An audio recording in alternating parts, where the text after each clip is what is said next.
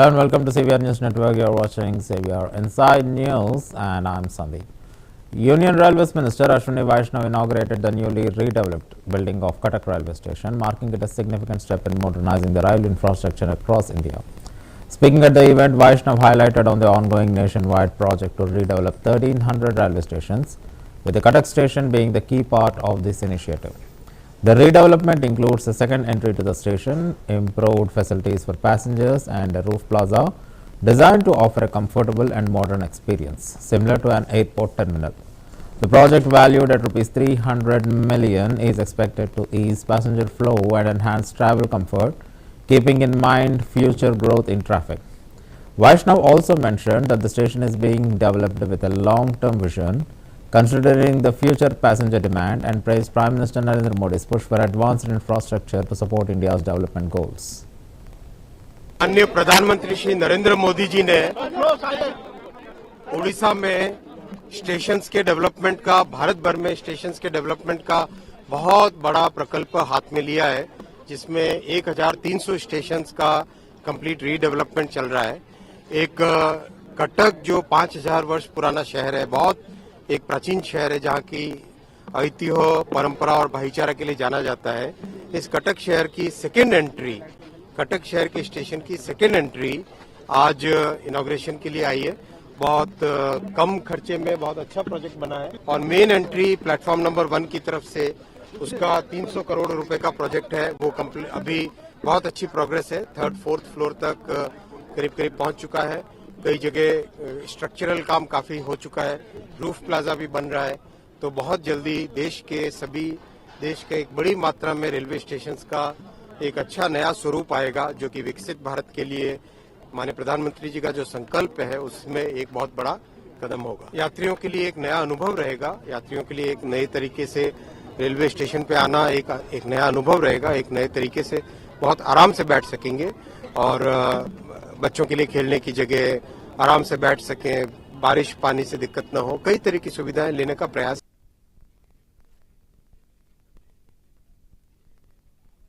Strongly condemned the demolition of ISKCON's Namhata temple in Bangladesh and the recent call in Bangladesh for a boycott of Indian products.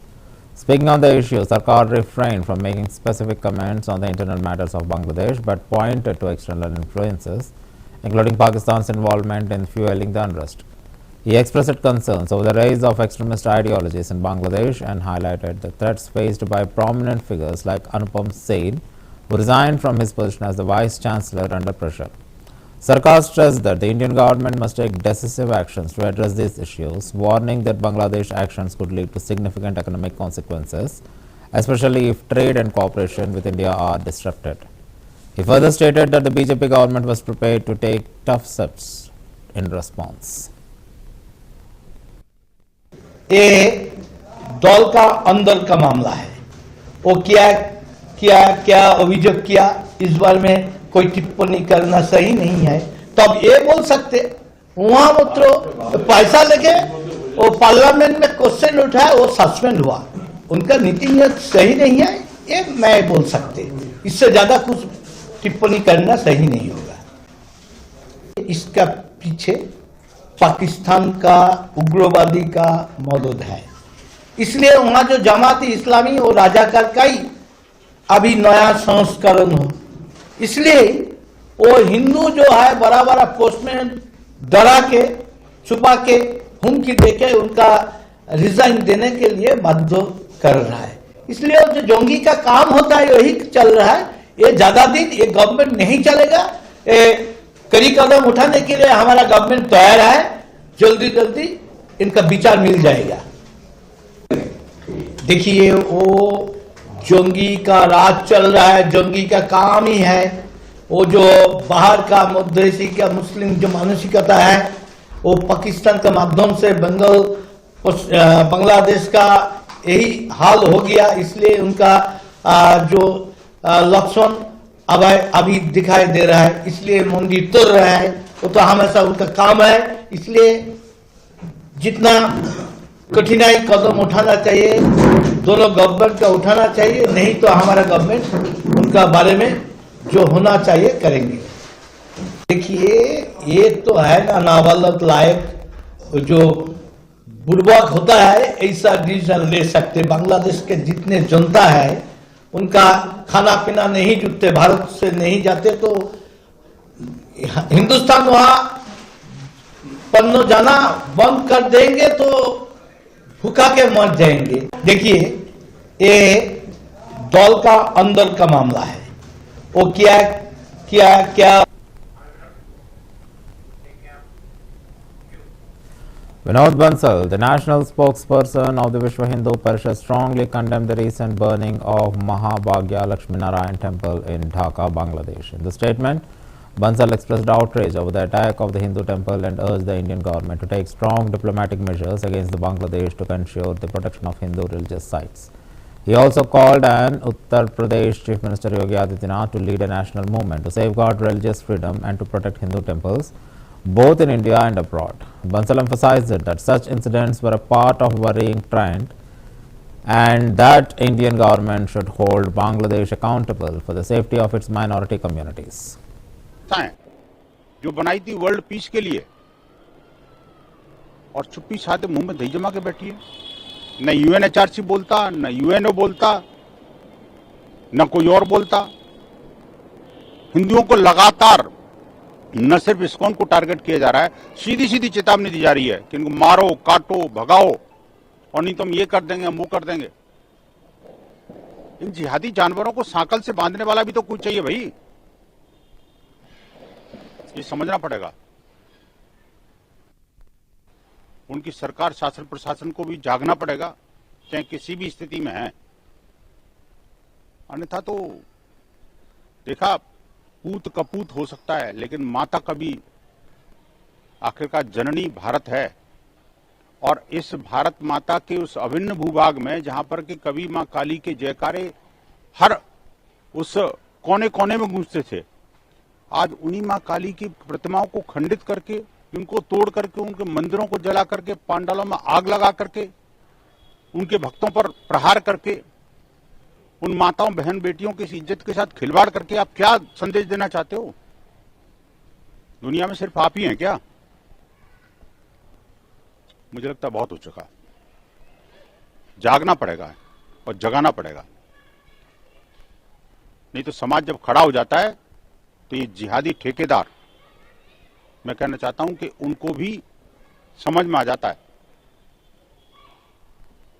हिंदुओं को कायर मत समझो। हिंदू समाज सहिष्णु है, भीरू नहीं है। हम प्रत्येक भूमंडल के उस प्रत्येक भाग की सुरक्षा, सेवा, संस्कारों से सृजन करते हैं, सिंचन करते हैं। बांग्लादेश को जो प्रगति की राह पर ले जाने वाले बांग्लादेश के हिंदू हैं। और आप देखिए कि जो धर्मांतरण की आग है, वही बांग्लादेश को अब तबाह करने को उतारू है। पहले कभी इक्का दुक्का कोई मुसलमान होता था वहां पर, धीरे धीरे करके जैसे जैसे धर्मांतरण बढ़ता चला गया, राष्ट्रांतरण हो गया। स्वामी विवेकानंद ने कहा था कि एक हिंदू अगर कोई धर्म छोड़ के जाता है तो ये मत समझो कि एक हिंदू कम हो गया, बल्कि अनेक दुश्मन तैयार हो गए। ये इस बात का साक्षात उदाहरण है। हमने पाकिस्तान के अंदर देखे किस तरह के दुश्मन तैयार हुए, हमने बांग्लादेश के अंदर देख रहे हैं किस तरह के दुश्मन तैयार हो रहे हैं, सिर्फ इसीलिए क्योंकि रिलीजियस लाइन बदल गई उनकी। अब ये बदलाव बहुत जरूरी है। जहां जहां हिंदू घटा तब तब देश बटा, वहां वहां हिंदू कटा। ये इतिहास इस बात का साक्षी है। हिंदू समाज को भी, दुनिया के किसी भी कोने में रहने वाले को भी इस बात को ध्यान से समझना पड़ेगा और सीखना पड़ेगा कि आखिरकार ये जो बीभत्स स्थितियां, परिस्थितियां क्यों निर्माण हुई। अब मुझे लगता है वर्ल्ड कम्युनिटी को जाग जाना चाहिए, अन्यथा तो निदान तो हिंदुस्तान को और इस हिंदू समाज को अच्छी तरह आता है। हमें क्या करना है मत सिखाओ। सर, इसके अलावा भाग लेते हैं, वो भी कई सारी बातें कहते हैं कि अगर हमारा देश सुरक्षित है तभी हमारा धर्म सुरक्षित है, और धर्म सुरक्षित है तभी हम सुरक्षित हैं। इस तरह को आप किस तरह से देखते हैं? देखिए, हमारे धर्मशास्त्रों में कहा है राष्ट्र सर्वोपरि है और राष्ट्र से बड़ा कोई नहीं है। हम प्रतिदिन की जो प्रार्थना है, भगवान की जो आराधना करते हैं, प्रातःकालीन यज्ञ में जब मैं आहुतियां लगाता हूं तो उसमें सबसे बड़ा मंत्र जो है वो राष्ट्र आराधना का ही है। और वो उसमें हम भगवान से ये प्रार्थना करते हैं, प्रभु इस राष्ट्र के लिए अगर मेरा जीवन भी समर्पित हो जाए तो कोई दिक्कत नहीं है, राष्ट्र सर्वोपरि है। क्योंकि हम जानते हैं कि राष्ट्र जब तक सुरक्षित है तभी तक हम और हमारा धर्म सुरक्षित है, और तभी तक ये मानवता भी सुरक्षित है। ये मान के चलना कि जहां जहां भी इस तरह की स्थितियां बनती हैं, कट्टरपंथ जन्म लेता है, वो आपस में कट मरते हैं। पाकिस्तान के अंदर एक सप्ताह के अंदर 150 से ज्यादा लोग तो मर गए, और उससे भी कई Union Minister Arjun Ram Meghawal reacted to the recent incident of cash being recovered from Congress benches in the Rajya Sabha, calling it a serious breach of parliamentary rules. Meghawal emphasized the need for strict adherence to the parliamentary decorum and pointed out the importance of the transparent process in the House. He remarked that such incidents undermine the credibility of the legislature and called for accountability. Meanwhile, Maharashtra Samajwadi Party President Abu Asim Azmi also made a statement addressing the situation, expressing concern over the issue of governance and political developments in India. Azmi linked the matter to broader issues of legal accountability, tax regulations, and the compliance of all classes to laws. He called for greater transparency and fairness in politics and governance, underscoring the importance of upholding the rule of law. Rajya Sabha में कल इस संबंध में 0 our में चर्चा हुई, और जो राज्यसभा के चेयरमैन हैं, राष्ट्रपति हैं, उन्होंने इस विषय को रखा कि एक सीट है 222 नंबर की 222, उस पे एक दिन पहले जब हाउस समाप्त हुआ, उसके बाद जो हमारे सुरक्षा कर्मी हैं वो जांच कर रहे थे भी सीट पे कोई ऐसा विषय छूटा हुआ तो नहीं है या कोई चीज पड़ी तो नहीं है। तब पता चला कि सीट नंबर 222 पे नोट की गड्डी मिली है। तो उसकी जांच पड़ताल की तो पता चला कि अभिषेक मनु सिंघवी की वो सीट है। तो किसी ने कहा नहीं वो आए नहीं है, तो पता चला वो आए हैं, राज्यसभा में हाजिरी लगी हुई है। तो ये तो जांच का विषय है, और लेकिन गंभीर विषय है, इसमें जांच होनी चाहिए। महाराष्ट्र चुनाव के बाद जो है महाराष्ट्र विकास लड़ी जो है उसमें दरार आ गई, और समाजवादी पार्टी के विधायक ने कहा कि शिवसेना जो बिल है वो हमारे खिलाफ है, इससे बता रहे इससे बात आई। देखिए वो तो अभी इंडी गठबंधन है, उसमें पूरे में दरार आ गई, तो वहां तो आनी है स्वाभाविक रूप से ही। और महाराष्ट्र में जो नई सरकार आई है वो बहुत अच्छा काम करेगी और भारत को विकसित भारत बनाने में तेजी से अपने कदम बढ़ाएगी। किसानों को दिल्ली में जाने रोका जा रहा है? नहीं, कोई नहीं रोक रहा है जी। देखिए नियम कानून तो सबके लिए बने हुए है ना, कोई वर्ग हो चाहे, नियमों की पालना तो सबको करनी पड़ेगी। कर्मचारी नेता शिवलाल जी स्वागत कर रहे हैं, भाषणबाजी कर रहे हैं।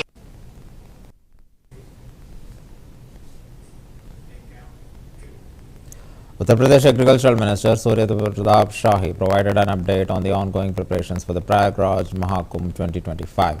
Speaking in Guwahati, he emphasized the state's commitment to ensuring the world-class facilities for the spiritual gathering, with plans to enhance infrastructure, security and sanitation. Shahi assured that the government is working closely with various agencies to ensure smooth arrangements for the millions of devotees expected to attend the event.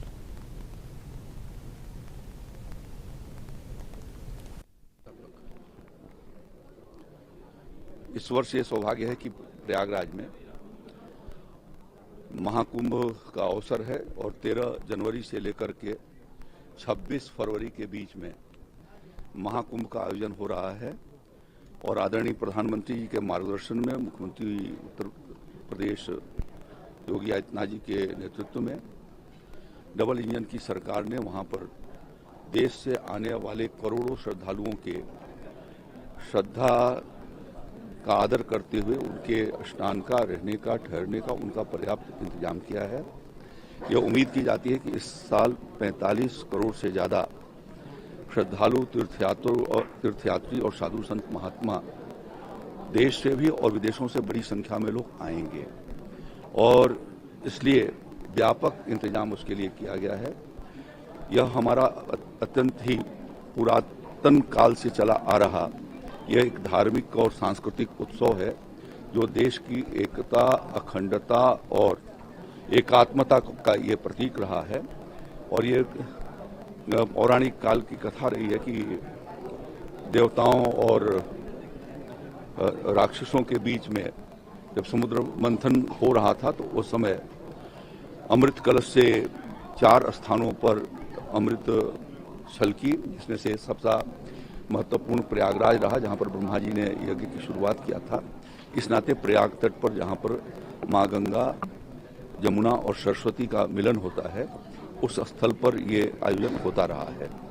जब से प्रधानमंत्री नरेंद्र मोदी जी के नेतृत्व में भारत सरकार बनी, उत्तर प्रदेश के मुख्यमंत्री योगी आदित्यनाथ जी के नेतृत्व में बनी, अभी 2018 में जो कुंभ हुआ, उस कुंभ से का भी भव्य तरीके से आयोजन किया गया था और उसमें 20 करोड़ से ज़्यादा तीर्थ यात्री वहाँ पर आए थे।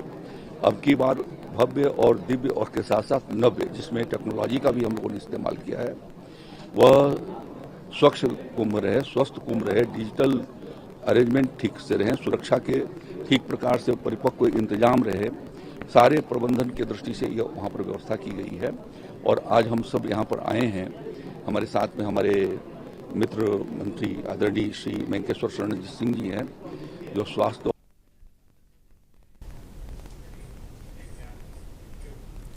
Civil Aviation Minister Kinjarapu Ram Mohan Naidu attended the convocation of Rajiv Gandhi Aviation University, emphasizing the importance of the aviation sector in India's growth.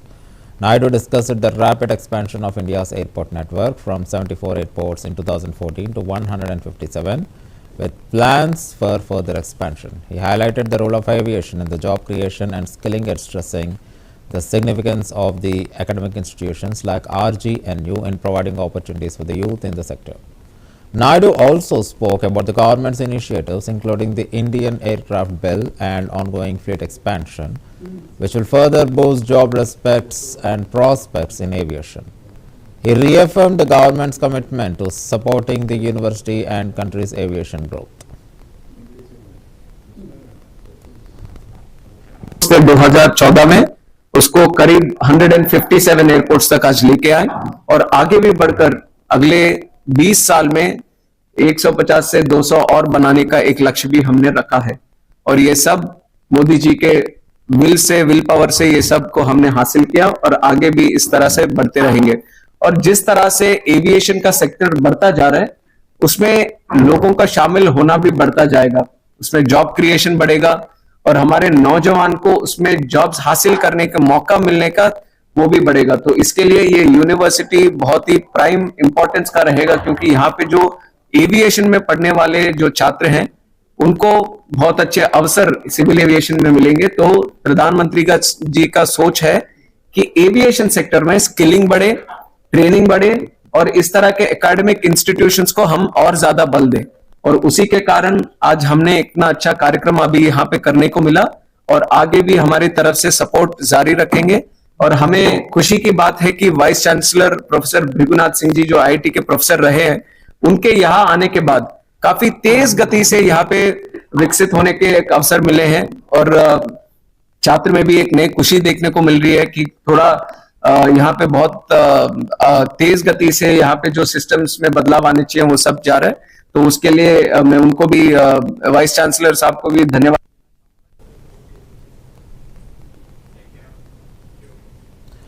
BJP leader Dilip Saikia responded to West Bengal Chief Minister Mamata Banerjee's statement on leading the India alliance, questioning the feasibility of such a leadership given the internal disagreements within the alliance. Saikia pointed out that key figures like Akhilesh Yadav, Rahul Gandhi and Mamata Banerjee herself all aspire to lead, creating confusion within the opposition ranks. He criticized the Congress for its diminishing support based on marginalization in recent elections. Saikia appealed to Mamata Banerjee to reconsider her stance, suggesting that the aligning with the NDA would benefit West Bengal's development and its people, particularly the poor and marginalized. He emphasized that India's progress would be incomplete without the development of Bengal, urging Mamata to work with the Modi-led government for the betterment of the state.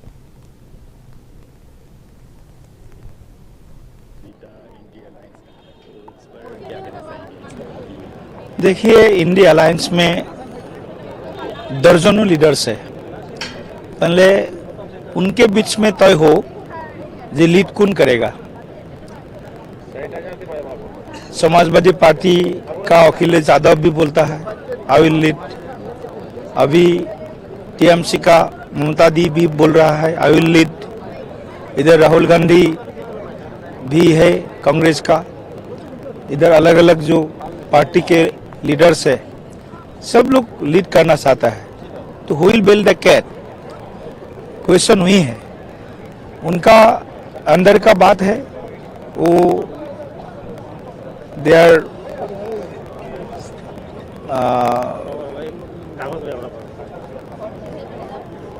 now they are not in the hearts of the people of India in the alliance. If you go through the last by-elections and all the states elections, Congress marginalized in the alliance partners. They have lost their grassroots, they have lost their supports. So it is not so concerned, we are not so concerned about their leadership.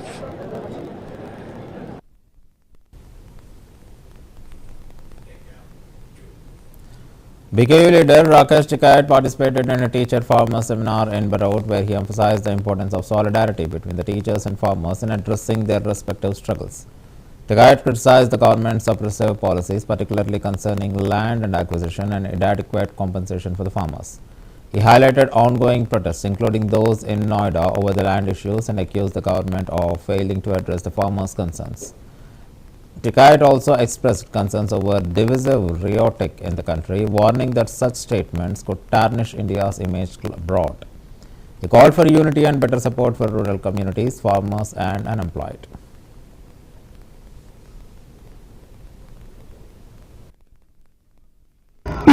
जब एक साथ मिलकर संघर्ष करेंगे तो ना तो समस्या शिक्षकों की रहेंगी और ना समस्या कृषकों की रहेंगी। टिकैत साहब ने आज बागपत के अंदर अपने कदम रखे हैं, समझो समस्याओं का निस्तारण हो चुका है और इनका आशीर्वाद हम शिक्षक। बटने का ये है कि जिस तरह से बहुत से किसान संगठन बन गए और उसका नतीजा ये है कि जमीन अधिग्रहण हो रही, उसके भाव नहीं बढ़ रहे, सर्किल रेट नहीं बढ़ रहे। किसान आंदोलन करता है तो पुलिस उनको जेलों में बंद कर रही। तो एक दमनकारी नीति सरकार की चली हुई है। तो हम बट रहे हैं तो लूट रहे हैं, ये उसका सीधा अर्थ हमारा है। नोएडा में दोबारा से प्रोटेस्ट चल रहा है किसानों का, क्या कहेंगे? उसमें बात करेंगे अधिकारियों से। प्रोटेस्ट चल रहा है वहाँ पे भूमि अधिग्रहण का सुप्रीम कोर्ट के कुछ ऑर्डर से उसका जमीनों का मुआवजे का सवाल वहाँ पे है। जिन किसानों की जमीन और घर बने हुए हैं वहाँ पे वो अधिग्रहण में सरकार ने ले रखे, वो इनका इशू है। ये कई इशू वहाँ के लोकल इशू है गौतम बुद्ध नगर के।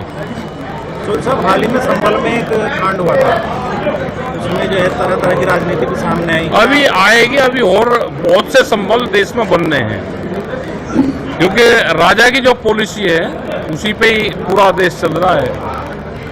लाभ किसका होगा? जिसका जो काम है वो अपने काम पे करता रहेगा। जिसका काम संभल जैसे हालात पैदा होंगे तो सब अपना अपने तरीके से अपने काम कर रहे। हमारा इशू गांव, गरीब, आदिवासी, बेरोजगारी, ये हमारे इशू है, हम उस पर अपना काम कर रहे हैं। किसान आंदोलन के बाद टिकैत साहब आंदोलन जीवी के बाद अब डीएनए की बात की जाने लगी। और भी बहुत बात होगी जिसके जो समझ में आ रहा उस तरह के बयानबाजी दे रहे हैं जिससे समाज बटे। तो प्रदेश के मुख्यमंत्री कह रहे वैसे तो भाई अगर उस तरह के बयान एक उच्च पद पर रहते हुए जिनके सानिध्य में सब लोग हैं, अगर बड़े लोग इस तरह का वो करेंगे तो इसका असर बाहर के देशों में जो हमारे भारत से लोग रह रहे हैं उस पर पड़ेगा और इससे भारत की छवि खराब होती है। अदा करते हुए अपनी वाणी को विराम देता हूं।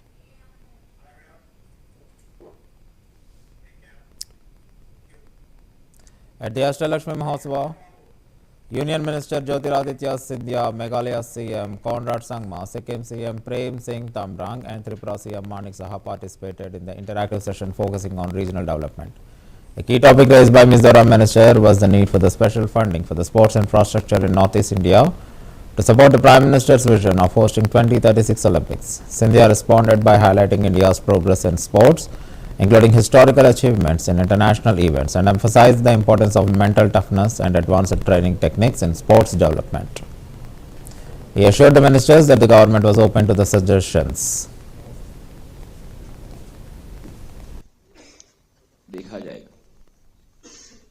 आज प्रधानमंत्री जी ने उस पैराडाइम को भी चेंज कर दिया और बोल दिया है कि वो आखिरी गांव नहीं है, वो पहला गांव है। और भारत सरकार के 70 के 70 मंत्रियों को ड्यूटी लगवाई है कि आपको उत्तर पूर्वी राज्यों का प्रवास और दौरा करना ही होगा। और मुझे इस बात का गर्व है कि आज भारत सरकार के मंत्रियों ने 800 दौरे किए हैं उत्तर पूर्वी के वाइब्रेंट विलेजेस के।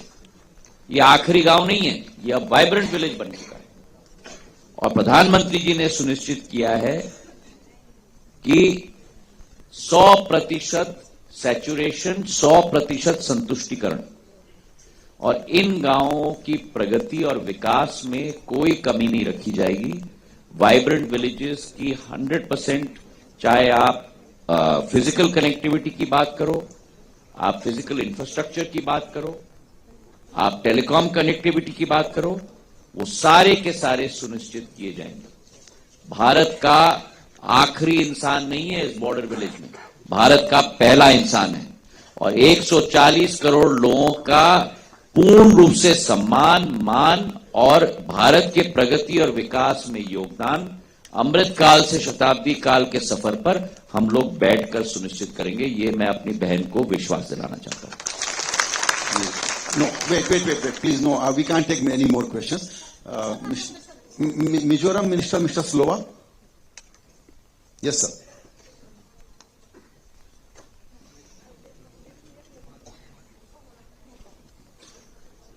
Good afternoon, and thank you for the opportunity. I'm a minister in charge of sports and skill from the state of Mizoram. The Honorable Chief Ministers, they have already touched upon some of the important points which I wanted to take on, but I will concentrate mostly on sports.